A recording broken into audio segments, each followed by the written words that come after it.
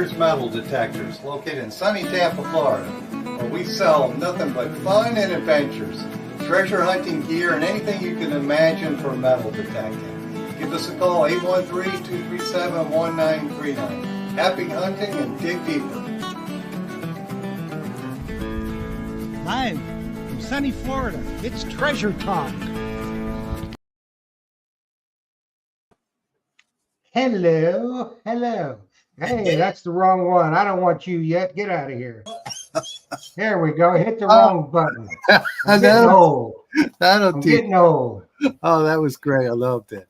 I'm getting old. And Jocelyn's already got comments. Tim B says, "Hi, Phil and Jocelyn. I received my Sam Scoop. Can't wait to use it." I think he got the Treasure Talk Titanium. I'm pretty sure. Well, he's a smart man. Yes. Smart man. Because, man, does that make life easy when you're in the dry sand or even in the water. I know. It's just so light. It makes for a longer hunt. You know. Yes, it does. It's a good light one. I don't think there's any lighter. But I guess we got an excellent guest tonight for sure. We got a lot of stuff to cover. And I know it's rainy and cold here in Tampa, Florida today. I think our high was in the 60s, but now the rain's coming down, so it's chilly. And I know it's probably chilly down where Sean's at too. Even though he's further south, it might be a degree or two warmer. But it may be. I don't know. It's usually pretty nice down there. I was just wondering, I see Kathy Kraus-Baycorn is in the house, and I wonder if her husband has become an uncheapskate and ordered her a he did. Scepter Titanium. He said address it to her, so it's on its way. I think that left. I think it left on Saturday. If it didn't Saturday, it was today it went out. But yes, he's bought her a new scoop, so he's good. I tell you, he's coachable. Yes, he's coachable. Sure. Absolutely. So, one thing, let's just cover real quick, and then you can do all your housekeeping. Okay. Is next week is going to be the Great Experiment. We're starting the Great Experiment. That's going to be the Treasure Talk Digging Report. And what we are going to do, we're going to have people from the East Coast of Florida, somebody from the West Coast of Florida. We'll have somebody from the Midwest.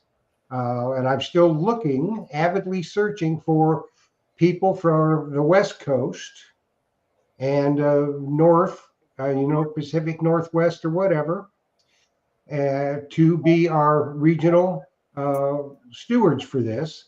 So we'll be talking about that next week, and that will be, if it seems like it's working out, then we'll have it the first Monday of every month. Will be the Treasure Talk Digging Report. And just a brief update on Tiffany from Pacific Northwest Dirt Fishing. They started her surgery. They went in from the back.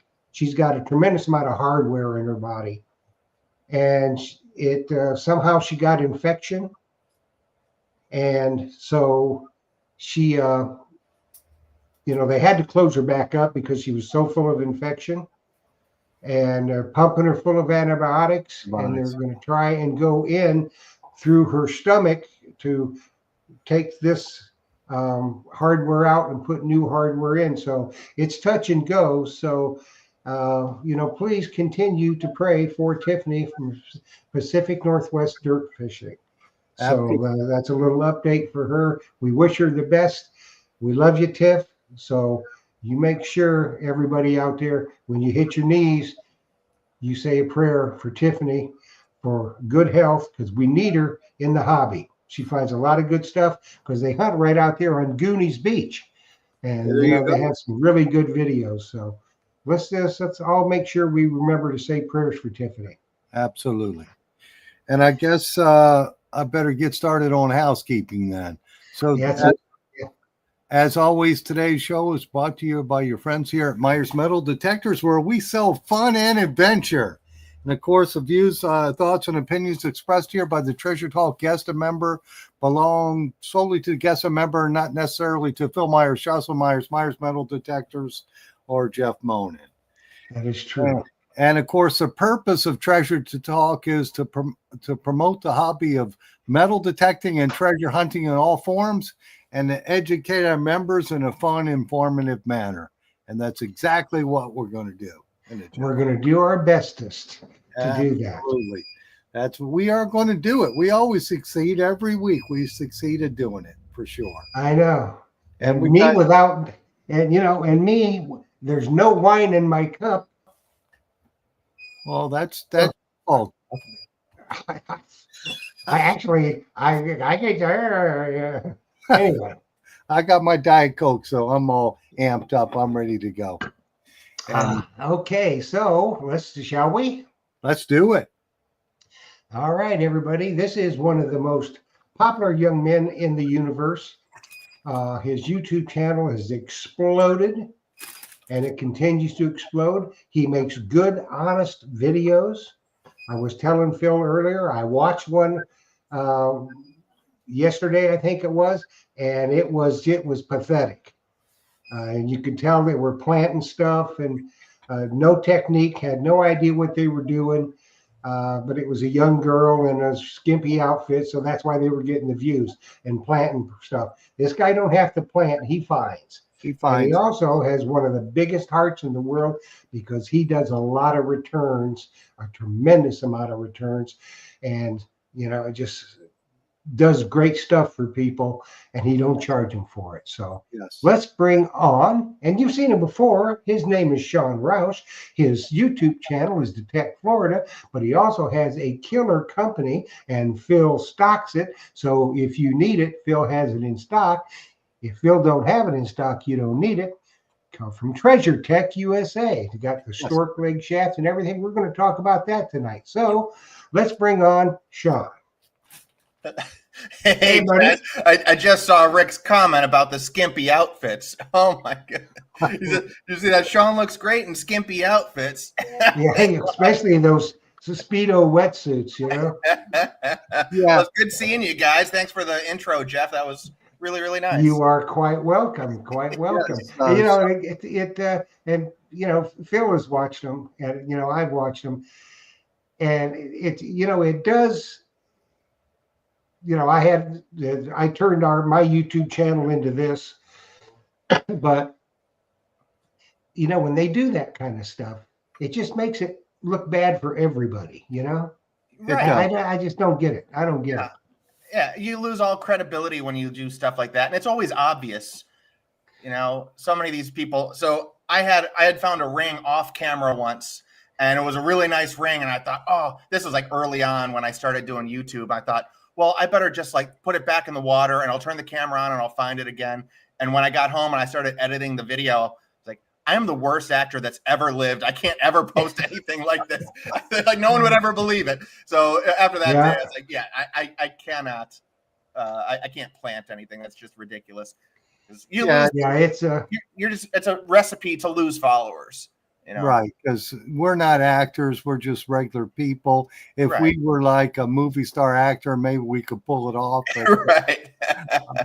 It's no purpose in doing that. We want to represent the hobby. And I know you do all your ring finds. You do an awesome job of representing our hobby. Oh, thank you very much. And helping folks out because, if somebody loses something, they're here, you're in Sarasota, but anywhere in the state of Florida that you've gone to, it's just so nice when you help somebody out.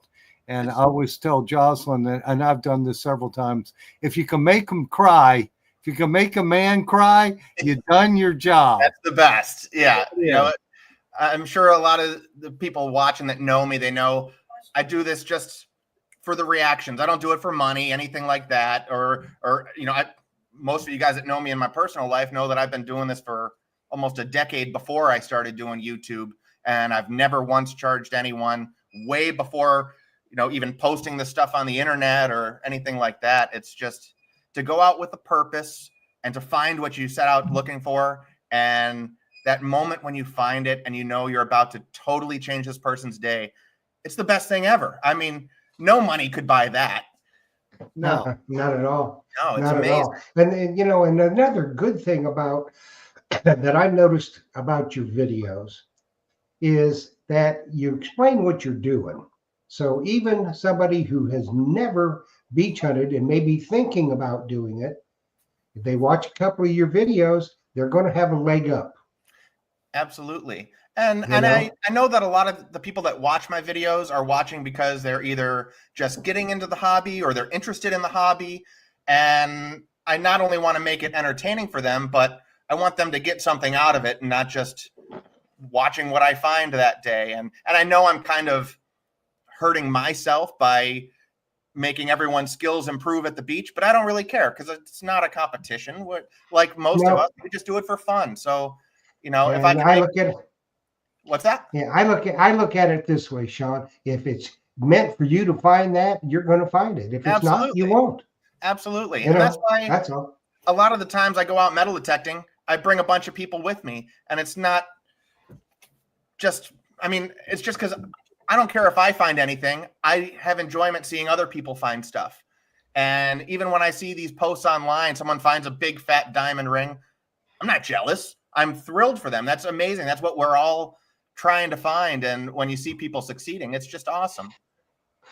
Well, I'd always take Bruno because Bruno buys the drinks later. Yes, he does. He's famous for his like 60-ounce margaritas. I think he's watching Yeah. right now, actually. Well, Yeah. plus he's a good sport, you know. He is. He is. We have a good time when we travel together. You know, we've been to Scotland a couple of times, and we travel all around Florida. We've been to Gettysburg and South Carolina. We go on a lot of hunts together. He's a lot of fun to hunt with. Hey, Sean, we did have a question up there from James Havovic. He wanted to know if you had found a gold chain yet. I just found my first gold chain like 3 weeks ago, but it was a thin ladies one, and it was in a ball with another silver chain. So I don't know if I necessarily would have heard that really thin chain if it wasn't for the fact that it was tied into a big ball of silver. So I did technically find my first gold chain, but I don't know if I really want to count it because it's not much of a chain, and I kind of cheated because it was with a silver chain. So yes, technically I found one, but I don't know if I'm going to count it. That is a gold chain, John. Found it with a metal detector. It's a did. gold chain. I did. And it had a 14-karat pendant on it with diamonds. So that was kind of nice. Yeah, that's Yeah. Well, we got one here. Now, are you dating this girl? Which girl? Jennifer Connor. I'm not She's dating Sean. anyone. Such a beautiful soul and authentically sweet human being. Well, Oh, I figured thanks, you guys knew, were, dating or something. No, I don't know Jennifer, but thank you very much. yeah, I got it. Yeah, and then Ricky T said that John was the guest at our West State Archaeological Society monthly meeting last week, and we had a packed house, great speaker, and a great Q&A session afterwards. That was so much fun. Thanks again for having me at that meeting. Like, that was my first metal detecting meeting I've ever been to, and I couldn't have had a better time. You guys were all so awesome. So would you consider joining the club after going there? Oh, absolutely. Yeah. So many of the other clubs, you have the Treasure Coast Archaeological Society and the Central Florida Metal Detecting Club. They've been kind of bugging me for years to join their club, but it's so far. But you guys are just, I think it was like an hour and a half drive for me, so it's not bad. And there's also one in St. Pete, well, no, in Largo, which is in Pinellas County, right across the bridge. What one is that? The Suncoast Research and Recovery Club. Oh, that's right. That's right. Okay. Yeah, they've reached out to me a couple times for recovery jobs. Like, I guess people had trouble finding something and they'd reach out to me. But yeah, they're a good group of people too. Now they meet in a restaurant. They have a room in a restaurant, so you can get dinner while you go to that. Nice. That is nice. I like that. So that's what I tell Jocelyn whenever I'm the speaker. Oh, I love it. I get to go over there and have dinner too. That's awesome. So, but yeah, the clubs all basically run about the same, and it's just a good place for, especially for people who don't know a lot about the hobby, to learn, get up to speed faster. Yeah. And we get speakers like yourself and other people to come in. I think next month we have Terry Shannon and Fred Bank coming to. Oh, that's going to be awesome. Those are great guys. Yes. Yeah, they are. Well, we got one here from Cottonwood Trails Gold Camp. It says, post a link to his page, please. Well, I don't know which page that you want, Cottonwood, but if you will send an email, I will give you an email and we'll get you all his information. Yeah, So let me put this up here. But So send an email to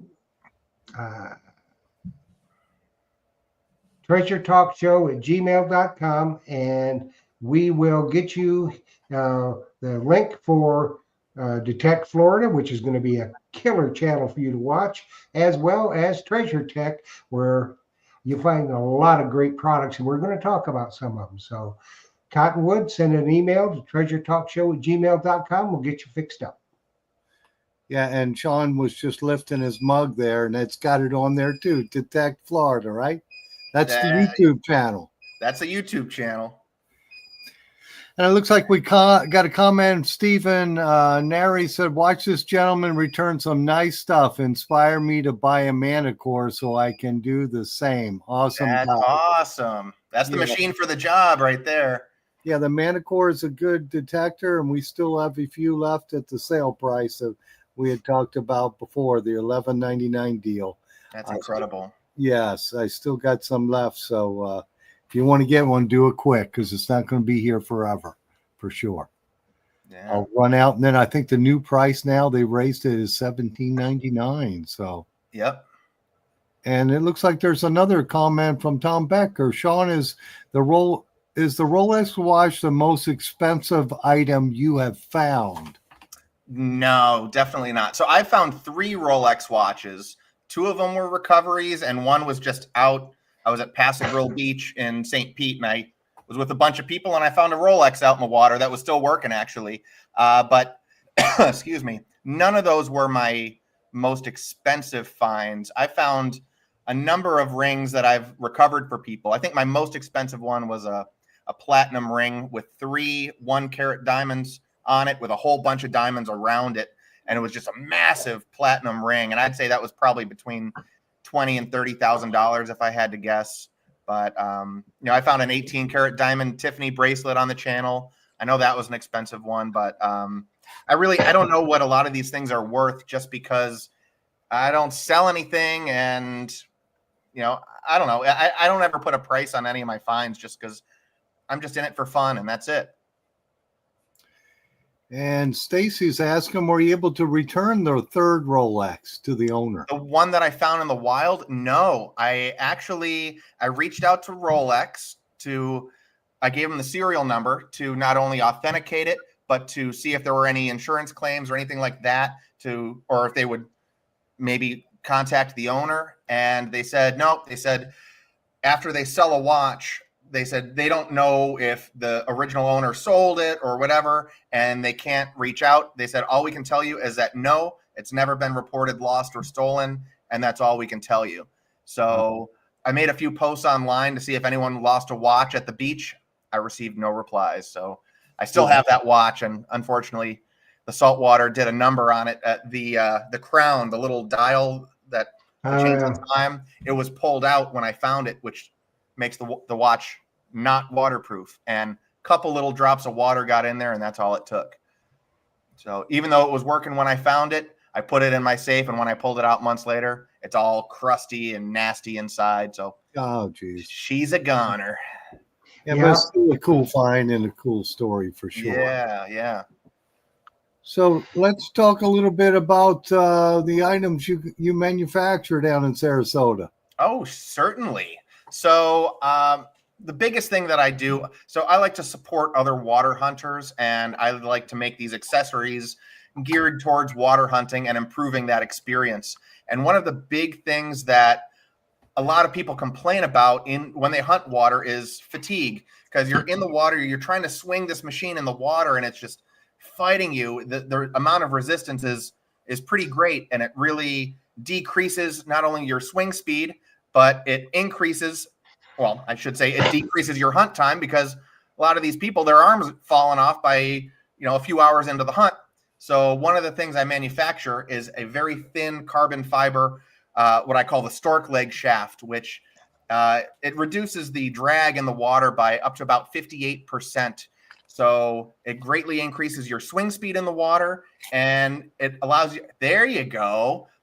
That's the Nocta Legend Yeah. Simplex Score, I believe. That's the Nocta shaft right there. So you can see that's the adapter in Phil's right hand right now, and you can see just how thin that. It's a 10 millimeter carbon fiber shaft, and I believe the factory is like 7/8 or 3/4 of an inch. It's a real fat shaft, so it drastically decreases the drag in the water. And everyone that's purchased one, I've sold a couple hundred of them so far, and they've just gotten rave reviews from all the water hunters because ultimately it allows you to cover more ground during your hunt.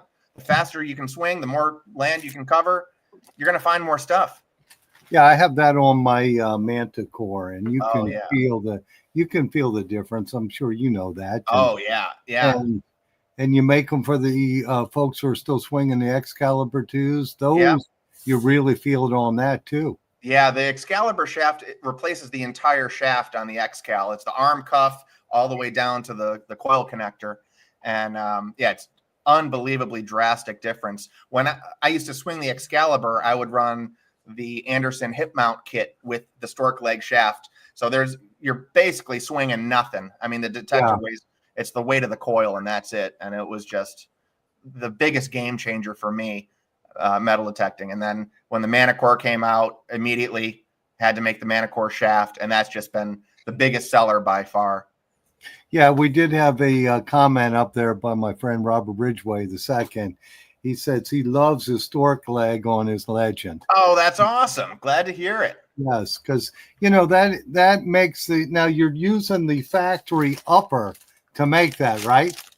I'm using the factory lower as an adapter piece. It's adapter piece, yes. Correct. So it is like factory spec. Yeah. It's exact fit. Yeah. So then you have that lower that's real thin. It just slices through the water. Oh, they're incredible to use. Like when you use the two machines side by side, you'd never want to go to a factory machine ever again if you're hunting the water. Yeah, now I have a customer coming in. I think she's coming in a week or so. It's a young lady, and she says she has a hard time swinging that Legend in the water. I said, boy, do I have the answer for you. I've got the LG24 coil because she says it's a little heavy for her. Yeah. And I've got that lower shaft, and that's going to fix her for sure. And then we did have another question. You want to get that one, Jeff? Ricky T. Yeah. Which one you want? This one? Yeah, that's fine. Well, from Ian Aiken, what is the weight difference compared to the stock weight? And the drag reduction is a win.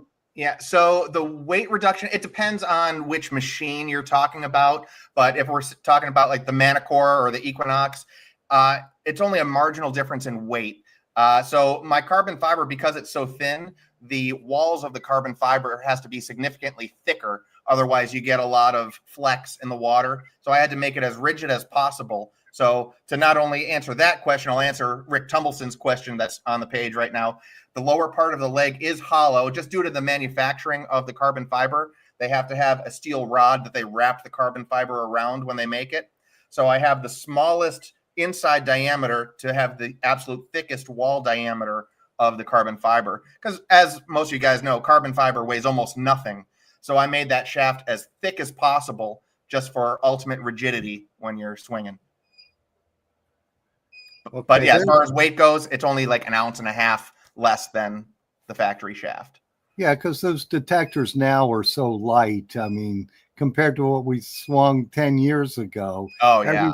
Everything is super light now. So it'd be hard to make it. Yeah, it'd be hard to make it that shaft that much lighter. But it looks like Tom Becker has a very interesting question. He says, I see the site shaft, I see on your site the shaft comes in different lengths. How do you know what length to get? Does it collapse down for travel? So I have my standard shaft is a multi-length shaft with 4 different length configurations. But on the website, I also offer custom lengths because you have really tall people, really short people, really particular people that like a very specific length. So it's measured depending on your machine from the lower cam lock to your coil bolt. And it's just personal preference. For most people, the multi-length option is good enough. I mean, it's it's a wide range in 2-inch increments for each length. So it accommodates most people, but I understand some people like, they're 6'9" and they want to extend that shaft way out. On the website, you can get whatever length you want within the length of the coil wire. But as far as the transportability of it, Tom has a Manticore. Yep. I'm holding the Manticore the shaft here. It's once you put it together, it's kind of a pain to pull that apart, wouldn't you say? Yeah, it's just a nut and a bolt. That's all there is. Which it comes with it in the kit. You've got the It's bolt, got the the tools wrench, and everything. and the Allen head, so you could take it apart to transport it. Yeah, so I leave mine set up. yeah, if I went with a cam lock on it, it would greatly increase the drag. It's a big knob that's halfway down the shaft. So by having these billet aluminum clamps with a 3/16 stainless nut and bolt, it's an acorn nut and a low profile bolt. It's all it is. It's for the decrease in drag. And so I'm just eliminating everything I can. And I also suggest to people that do get the shaft, I tape the coil wire straight up the shaft, and I use just regular electrical tape. The electrical tape that's been on my shaft has been on there for like a year and a half now, and it's doing great. But again, by doing that, it just greatly aids in the reduction of drag. And it's just an amazing combination for the water hunters. Yeah, it is amazing how well that electrical tape will stay. It's shocking. Yeah, on my Deus too, when I put the little clip on for my antenna, you've got the little rubber bands, but when I'm hunting, I'm scrubbing the bottom with the coil. Yeah. And and those rubber bands will wear out, so I always wrap that whole thing with electrical tape. Ah, good idea. And it stays forever. Yeah, I'm glad you said that, because that's one of the big reasons why I don't use the Deus 2 so much in the water anymore, is because I've had a number of hunts where I'm swinging. I'm like, how come I haven't heard anything in a while? I look down, my antenna wire popped off of the coil. The rubber band blew up and the connector popped off. And I'm like, I can't have that. So, no. And sand is as abrasive as it can be. And it's a good idea, but if you're going to hunt properly in the water, in my estimation, that coil needs to be on the bottom and needs to be scrubbing the bottom. Of course. Of course. And so the electrical tape helps alleviate that problem. So nice. Thanks for the tip. Yeah, it looks like we got. Oh, and on the taping, I saw how you wrapped yours all. I just taped mine parallel to the shaft in like 4 spots. That works. That's what my dad does on his. Yeah, so if I wanted to remove it, just be a lot less cumbersome to unwrap the whole thing. But I guess either way will work. Yeah. But I do see my friend Tom said, "Hey Phil, add a stork leg shaft to my order, please." Awesome. And then, so we got that, and then we had a question about shared settings for your Manticore from Stephen. I can't read that from here. Stephen Neri. Stephen Neri, do you ever share the settings used on the Manticore? Oh, absolutely. So I don't like to try to give people settings because it really varies greatly on where you're hunting. So many people make that mistake of trusting some YouTuber settings where they might be detecting, in Cape Cod on the beach, and I'm a Florida beach hunter. I'm going to be using totally different settings. So I'll tell you what settings I run. I run a modified version of the Surf and Seawater program. I run my sensitivity on the low side on like around 15 or 16, which everyone thinks that's crazy. You can run like 20. It's like, well, yeah, the problem is a lot of times you're going to be falsing, and sometimes you get these really deep little squeaks. You're going to think it's a false if you're falsing every 20 seconds. So by stabilizing the machine so much, the Manticore is still a ridiculously sensitive machine. It's still going to hit those little teeny tiny targets 14, 16 inches down. You're going to have no problem. So I tell people to really tune down the Manticore, and it really helps. Another thing I do, I turn up the threshold. So for those of you who don't know what that means, it's a constant humming that you're hearing in your headphones. A lot of people, it drives them crazy, but it's one of those things. You listen to that constant hum, and when you're detecting, you get those really, really deep hits. You're going to hear a break in that threshold. And so if you're just listening to silence all the time, you might not necessarily hear that little whomp when you're going. So it's important to do that. And another thing, noise cancel regularly. I can't stress that enough. When I change depths in the water, I find that the performance of the machine varies a lot based on where my noise cancel setting is. So whenever I change depths, or I notice I went from soft sand to hard packed shell, I'm just constantly noise canceling, and that seems to help a lot.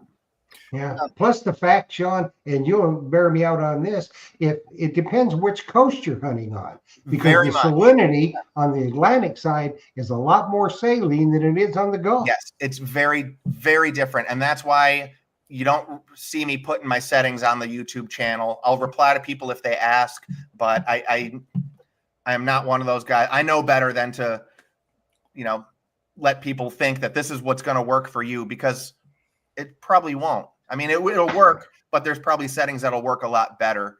And I don't want to give that kind of advice to people without, knowing for sure. Because it's, the thing of it is, you tell them exactly what you use, they put it in, it doesn't work for them, and they're not thinking about the area that they're at, and then they're upset. And Right. it's just, the best thing, people, that we can ever tell you is, number one, Phil, what's our credo? Read the manual. Read the manual always. And then play read with it again after you use it for a while. Yeah, Yeah. and So play one with the thing- machine. One thing that Bruno did when we both got our Manticores, he had a drink. yeah, a big old margarita. So the Manticore manual, it's a digital PDF. So he turned it into a book and had it printed out and had books made for the Manticore manual. That has been awesome. I'm not one to sit down in front of the computer and read a whole manual, but having that book, every time I'm sitting on the toilet or something, I learn a little bit more about my machine, and it's been awesome. So I highly suggest, if any of you guys own like the new Equinox, Manticore, any of these detectors where it's an online manual, do yourself a huge favor and have it printed out. You can go to like Office Max, I think he went to, and they printed out an actual book for him. It's been awesome. And Jocelyn's telling me, she's over there waving to me going, I got more questions. I got questions. Well, let's get this one real quick. Sean, this is from James Havovic. I have Terry Shannon and Fred Banks books on hunting the treasure coast. Do you plan on writing a book? I think one day I will. I think I'd be crazy not to. I go on all these amazing adventures and I meet all these wonderful people, and I've been able to help so many people. I think one day I'm going to write a book about it, or maybe, who knows? We'll see. As of right now, I have no immediate plans on doing anything. I'm just trying to stack up the adventures and, just keep it going. This YouTube thing, I never planned on being a YouTuber. It was never my intent. It was just something that happened when the Discovery Channel wanted to do a TV show about jewelry recoveries. And it just grew and grew, and I never had to do anything to get it out there. People just started enjoying it, and now this is my full-time job, and I can't even believe it. It's been amazing. All right, we got some more questions stacking up, but I wanted to ask one first. Do you ever ground balance your Manticore? No, I just noise cancel. Just noise cancel. Yeah, so that's a trick that Andy Sabish actually taught me years ago. He said the Mind Lab detectors, he says, when you're hunting the salt water, anything like that, he says, don't ground balance. So I run the tracking ground balance. He says, you just noise cancel and go. And he was right on the money, because I've just been, I hear things that other detectors don't hear, and the machine just performs amazingly well in the salt water. Yeah, and Tom Becker wants to know, do you noise cancel with the coil in the water? Absolutely. I noise cancel wherever I'm about to start metal detecting. Like, say I walk into the water, I turn my machine on. First thing I do, I noise cancel. And periodically throughout the day, maybe every 20, 30 minutes, I noise cancel again and again and again. I just make it a habit. And but again, every time I change depths. If I'm up to my neck, where before I was in the waves crashing over my coil in 6 inches of water, and now I'm up to my neck, I noise cancel again. It's very, very important for the stability of the machine. Yeah, it takes 10, 15 seconds. It does. And it'll pay off big time. Absolutely. The biggest thing hunting saltwater, make sure your machine is stable. Otherwise, again, you're going to hear little beeps and you're going to think, oh, that's just chatter, and you're going to walk past it. You're missing stuff when you're doing that. You bet. You bet. Yeah. Our young lady, Angie from the UK, who's here with us every week, she wants to know, can you keep everything you keep and find, or do you have to turn it in to any organizations, i.e. the government? As in the UK, they have that dilemma. Well, we kind of do here too. So I kind of plead the fifth on that one. I don't want to incriminate myself, but we do have laws that aren't really enforced over here. And I don't want to say too much, but we absolutely have laws here in Florida regarding that. And let's just say I don't find anything older than 50 years old. We'll say that. and for the most part, if you find something over here in Florida, if you got somebody who, or in the U.S., a lot of treasure hunters who water hunt, if they find a ring with a name and a date in it, most of the time the people try to track the people down and give it back. Yeah. Yeah. And with my YouTube channel, I try to make that a popular thing to do. I try to make that seem like it is the right thing to do. And I try to encourage everyone else to do the same thing, because you put yourself in their shoes. You know, not everyone throws their ring in the water. A lot of times this is something that means so much to this person, and I'm sure they were devastated that day that they lost it. And now here you are, potentially years later, you found this thing that means so much to them. How cool would it be to just give that back and just totally blow their mind? And if you watch the channel, you see that I do that all the time, and the reactions are just incredible. So it is amazing. So we're going to do a little bit of a giveaway tonight. You got the mug there, Phil? Yes, I do have the mug. Let me go grab that. I'm sorry. It looks just like this one. Just like that one. There we go. And that will go hand in hand with the Myers swag pack, which will include our favorite towel, the coveted treasure, worldwide coveted towel, yes. and a calendar, and some stickers, and possibly a Zazich, because Big Poppy will be in Saturday to put it together. And as you all know, if you didn't make the show last week, you have to go back and watch the replay, because Vincent Van Vizzy was painting, did a Zazich creation live on the air. So yes, that's going to go down in the annals of classics, I must say. Yes. It will. So this is what you do. I'm going to pop this up here. This is what you put in the chat to be entered to win that glorious mug from Treasure Tech, Detect Florida, and the Myers swag pack. So this is what you put in there, just like I got it. I like that. John rocks for sure. Get it in. Get it in. And we had Sean, while they're doing that, we did have a comment from Stephen there. He said, "You have inspired many people. Keep up the good work. It's always great to see genuine good people." Oh, thank you very much. And I said this at the beginning of the stream, that if you can make the person cry, a man cry, when you're giving them something back, you've done your job. Yeah. And, it's just amazing how what people, and it doesn't have to be something very expensive too. It can be a tungsten or a titanium ring, but to them, that's the most important thing ever. Oh, yeah, it depends on who gave it to them. There's a lot of things like that. We also have a comment from Grammar Tom, aka Moonlight Graham, who says, "Young Buck, what's your current pull tab total? You need to put a running pull tab total on your site." Yeah, I think we're at like 90 something now. We're almost at 100 for the year, which I actually am over 100 for the year. There's a few hunts I went on that didn't make it on YouTube. I'm definitely over 100 for the year, but as far as the ones on YouTube, I think we're at like 90, 93 or something like that. I find a lot of them. Yeah, well, yeah, if you spend any time in the water hunting, anybody that spent much time in the water hunting, and Phil will attest to this, you find a lot of pull tabs. Oh, Yes, A lot look of at the pull one tabs. from 50 years ago, you know. Oh, yeah. Yeah. Old ones. And we got a couple comments here. Oh, but before we get to James's comment, Sean, what did you think of Damien at the club meeting? The young man with his sign. That was the highlight of the whole club meeting. He was a trip. That was probably my biggest fan, I'd have to say.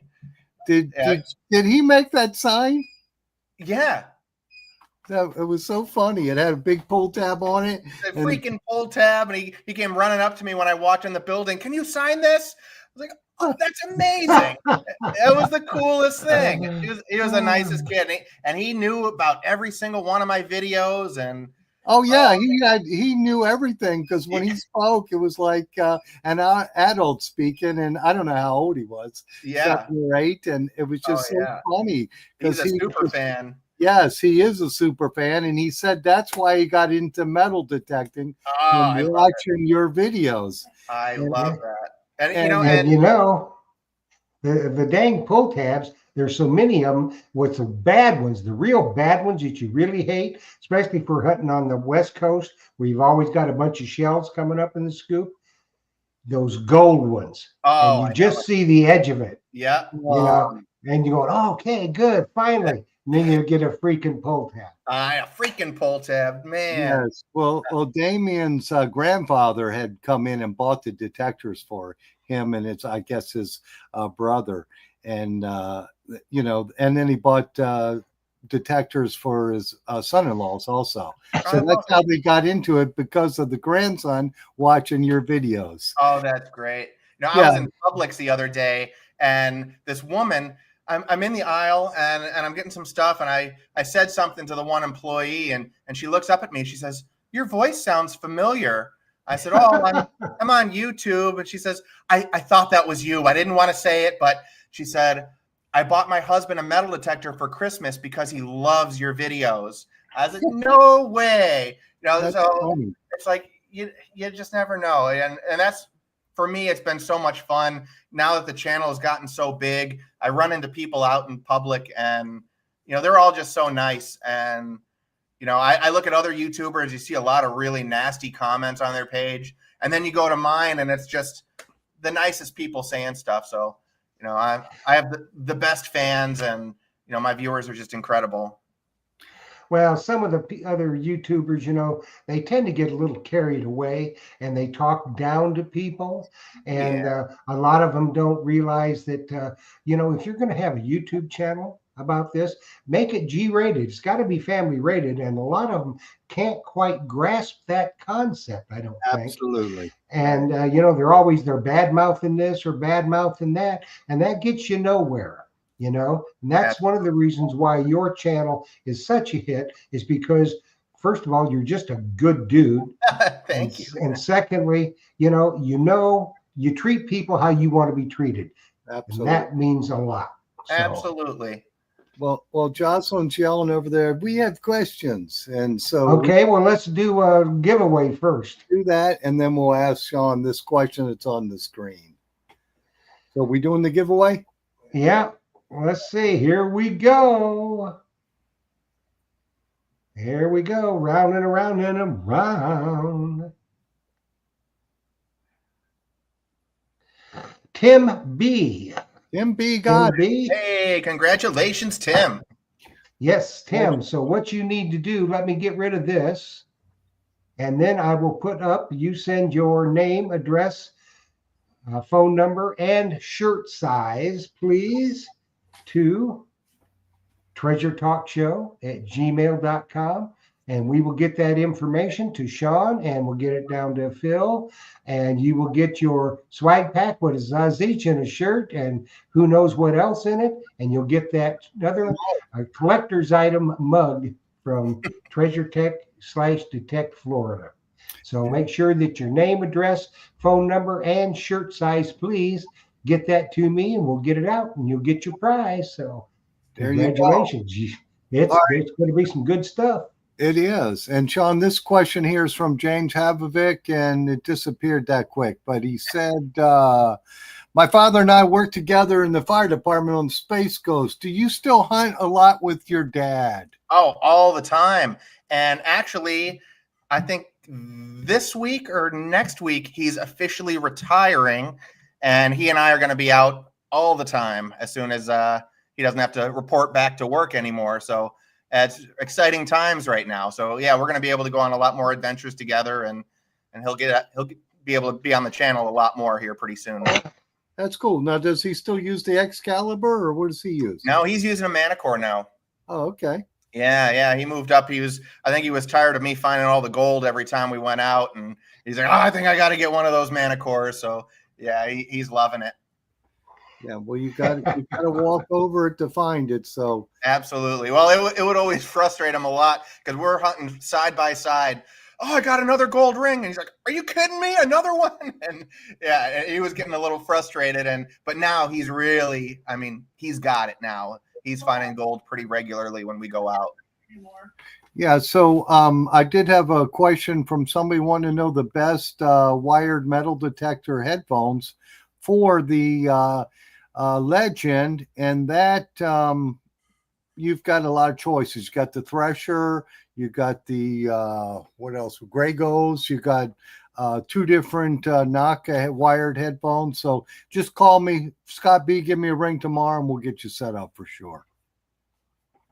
And then we had another question on there too. There's another. Yeah, Angie wants to know, it's a YouTube channel called Detect Florida. That's it. It doesn't get any easier than that, does it? What gave it away? Nope. Yeah, Detect Florida. Angie's been pining for a treasured towel for forever, and she just hasn't been able to win one yet. Oh man. What about the detectors for the Legend? Yeah, the headphones for Legend. I got that question for sure. And Jeff keeps taking them on and on. Here's And one here's from a one. YouTube user. do you use a different detector for freshwater? That's interesting. Good question. So I've actually only ever hunted freshwater twice, and both times I used my Excalibur. So this was before I had my Manticore. I would probably use the Manticore no matter what in the water these days, unless I'm going deep. Then I'll be using my Excalibur for everything. But I think I'd be using the Manticore. And for like land and wet sand, I much prefer the Deus 2. Okay, and then it looks like Philip Faircloth is asking, how many rings have you found, John? Oh, goodness. I don't know. I've never counted, but hundreds and hundreds. If I had to guess, I'd say probably around like 600-800, something like that. I honestly, I don't know. I counted my gold rings the other day, and aside from the ones that I've given to family and ex-girlfriends and stuff like that, I think I'm right around 70 gold rings.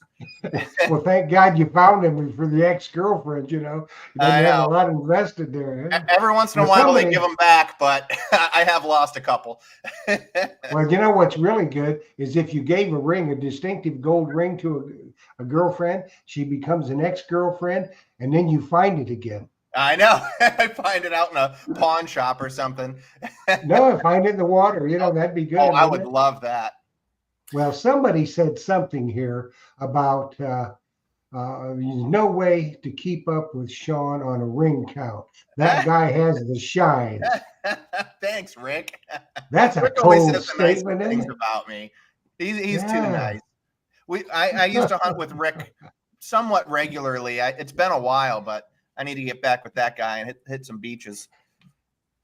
And then I see another question here from Stacy R saying, have you found a gold coin? Not yet. It's taken me a long time. I thought for sure when we were in Scotland, at least one of us was going to find a gold coin. And I have never found a gold coin. I found my first gold tooth the other day, Oh, that's cool. but yeah, never a gold coin. I think if I do find one, it's probably going to be mounted in a bezel or something Yes. like that. Another metal detectorist found one on one of the beaches that I regularly hunt. It was a Krugerrand, and I think was maybe mounted in a bezel when it was lost, but when he found it, it was just the gold coin. A 1 ounce coin? Yeah. Yeah, I've had customers come in and tell me that they saw a guy lose a 1 ounce gold coin. Oh, no way. He was looking in water for it, and they never found it either. So Wow. it's so weird that someone would have that, wear that in the water, a 1 ounce coin. Well, there was someone that posted about one that was lost on Lido Beach in Sarasota. They were jogging on the beach and it was mounted in a necklace. They got back to their car and realized the coin had fallen out. I looked all over the place. I couldn't find it. Yeah, somebody walking along, it might have just fallen, and somebody saw it. Boom, there you go. Yep. Or, I tell you what could happen too, with all the daggum seagulls, they like that shiny stuff. Right. Yeah, Yep. they could grab it. Hey, Moose in New York is asking, have you ever encountered any creatures of the deep? Tons of them. Sharks and enormous, those spotted eagle rays. One time I had a baby dolphin swim right up to me, and it was checking me out, and the mom dolphin came up, and she's not even 2 feet away from me, slapping her tail on the water. Whack, whack. Like, stay away from my baby. Don't mess with my baby. And the baby's just like swimming all around me in circles. And I'm thinking, I'm going to get attacked by this mother dolphin. And this was a few years before YouTube. But my buddy I was with Bruno that day, and then another buddy, Irvin. And my buddy was up on the beach, and he's like, Sean, look, there's a dolphin. And it's like 2 feet away from me. Like, yeah, I know. I'm like getting attacked here. What do you mean? Of course I see the dolphin. But I see a lot of sea life out there. Almost every time I go out there, of manatees, or the other day I got out of the water and I had a crab stuck to my arm. Thankfully I was wearing a wetsuit, but no, you just never know. I get remoras that hang off of me, and you see stuff all the time. You spend any time in the water, and you're gonna get it all. Yeah, you pretty much have to expect it. Don't be afraid of sharks. Sharks aren't gonna get you. It's not even a thought in my mind when I get out in the water. No, you don't even have to worry. But the thing you have to worry about more than sharks are the rays. Yep, rays and jellyfish. Yeah. Because all of a sudden you're walking along, and next thing you know, there's thousands of jellyfish all around you, and they'll mess your day right up.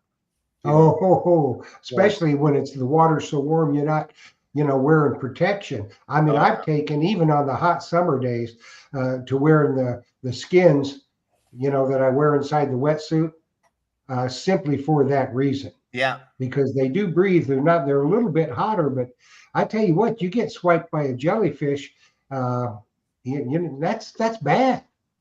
Oh yeah. Yeah. I've been burnt by the jellyfish before. One of my videos, I got a really good hit, and it ended up being a ring, but as I'm digging up the ring, a jellyfish got me. I was like, oh geez. And the jellyfish came up. I was like, oh geez, I just got stung by a jellyfish. And then I dig the target, and it was a beautiful ring. It's like, well, maybe it was a sign of luck or something. They say when a bird poops on you, it's good luck. I've only been pooped on once when I was metal detecting. It was seconds before I found that 18-karat diamond Tiffany bracelet. Oh, geez. So I think there's pooped on. There's a little bit of truth to that. Yeah, there is. That's very. There is. Mm-hmm. Yep, indeed. So we got Jay Metal Detecting was up there, and it says, did you ever spotted a great white shark when you're detecting in the water? Nah, they're not typically up in the shallow waters. I've tons of bull sharks, black tip sharks, nurse sharks. I was with Bruno, and we just had our massive margaritas at the bar, and we get back out into the water after lunch, and I had this huge, probably 6-7 foot nurse shark swim straight up to me. I mean, it was headed straight towards me to check me out, and it stopped, looked at me, and I'm like, geez, I know nurse sharks aren't going to get you, but it's this massive thing swimming towards me. It startles you, and it just turned around, swam away. But I was like, what a cool experience. Hey, Sean, I didn't see your video where you found the gold tooth. Was it a tooth or was it a crown? It was just like the cap that fell off. Thankfully, there was no tooth in it. But this is the video that was just put out yesterday. because I've seen people find, and I've found crowns that were went into the furnace, and the people are dumping the ashes out. So a lot of times you'll find burnt crowns and stuff. Yeah. So And you find grills. I've never found a grill. I'm still waiting for my first one. Well, I found 3, and they were all at the same beach here in Tampa at Ben T. Davis. Yep, I've hunted there a bunch of times, and every time I go there, I think this is the place where I'm going to find a grill. Typically, the beaches I hunt, they're not beaches where a lot of grills are going to be. So I just haven't had any luck in that department yet, but it's on my bucket list for sure. Yeah, well, you got to go to the locals beaches that are known for fights. Yeah, I know. The cops run them out at dark, so yeah, that's where you got to hunt at. Yeah, I think this spring break I'm going to spend a lot of time in South Beach, and I'm hoping to find a nice gold grill while I'm there this year. Well, there's a very good chance of that. Oh yeah, especially when a lot of times the gold grill gets slapped out of the mouth of the guy because he's eyeballing some chick in a bikini, and his girlfriend is just giving him a left hook. Yes, just knocked it right out. And you can rinse it off in the salt water and put it on, see how it fits. Yeah, I love it. It's got a little diamond in it or something. Oh yeah, you can give him that trident smile. For sure. Well, yes, indeed. It looks like we didn't. Our hour is just about gone, but we didn't even mention. I'll mention it real quick. Sean also makes the arm cuffs for the Naka products made out of aluminum. Powder coated aluminum. Yeah, that's for the Nocta Legend and Simplex. I also make them for the Equinox 600 and 800. Those, as a lot of the Equinox users know, those break all the dang time. So I was actually at the Masters of Metal finals in Alabama, and one of the guys hunting was using an Equinox, and his arm cuff broke right in the middle of the competition. And I'm thinking, oh man, if I only had one with me. But yeah, you don't let that happen to you. Get one of those aluminum arm cuffs. It'll last you forever. Yes, because that plastic is brittle, and I know they corrected that on the Manticore and the 700 and 900, but that is a fix for that for sure. Oh yeah. Well, I think too, if you're a water hunter, especially an ocean water hunter, the salt water, it takes its toll on the plastics. Yes, it does for sure. It really does. So yeah. Well, it looks like we only got a minute left, so I want to thank you, Sean, for coming on here and sharing your wisdom with us on Treasure Talk. And thank you. Thanks so much for having me.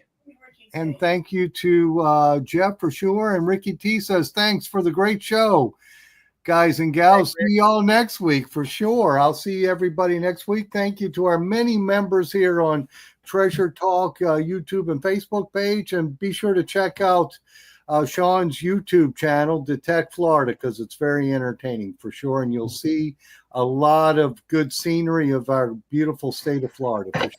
Hey, thank you very much. Indeed. Yes, indeed. And Sean, we can't thank you enough for taking time out. I know, your time is very valuable, and we appreciate you taking time to spend some time with us tonight. Everybody out there, you got to go over and find Detect Florida on YouTube, and you got to hit that subscribe button and share and like, because it's going to be one of the best channels you've ever subscribed to. Now, please remember, folks, I'm still lurking. I'm searching for a regional director for the Treasure Talk Digging Report. I need somebody out in California, in the Pacific Northwest, maybe the East Coast. So if you're interested, just shoot me an email at treasuretalkshow@gmail.com, and we'll get together and talk, and I'll explain it to you. And you may be part of our show the first Monday of every month, because you all got a lot of friends, and you give your region digging report of what's going on in that region. So get up with me. Other than that, thanks, Phil. Thanks, Jocelyn. Sean, you rock, son. Thank you. And Thanks, and everyone. tell you what, Keep those shines, buddy. Keep those shines. So I'll get that prize winner to you. And thank you, everybody, for watching. We'll see you next week. First time, Treasure Talk Digging Report next Monday. There you go. Behave. And remember, if Phil don't have it in stock, you don't need it. And he stocks Treasure Tech products. Yes, I do. So get you some of those. You'll be glad you did. Sean, we'll catch you later. Phil, good luck. And everybody, thanks for watching and dig deeper. Night, everyone.